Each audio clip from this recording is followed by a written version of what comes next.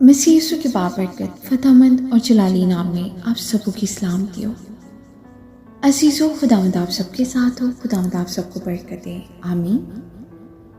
آج کا دن خداوند ہم سبوں کے لیے مبارک کرے، آمین۔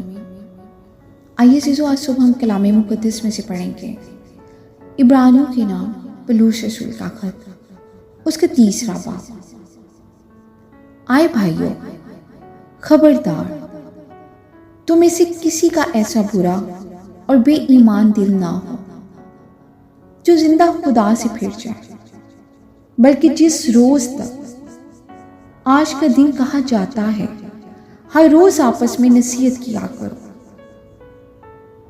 تاکہ تم میں سے کوئی گناہ کے فریب میں آ کر سخت دل نہ ہو جائے، کیونکہ ہم مسیح میں شریک ہوئے ہیں بشترکہ اپنے ابتدائی بھروسے پر آخر تک مضبوطی سے قائم رہیں۔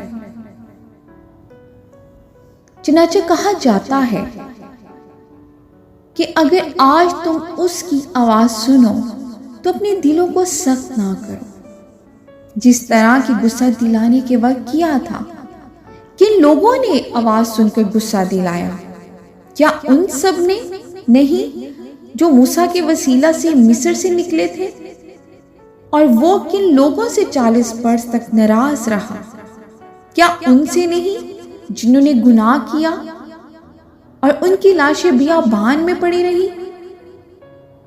اور کن کی بابت اس نے قسم کھائی کہ وہ میرے احرام میں داخل نہ ہونے پائیں گے سوا ان کے جنہوں نے نافرمانی کی۔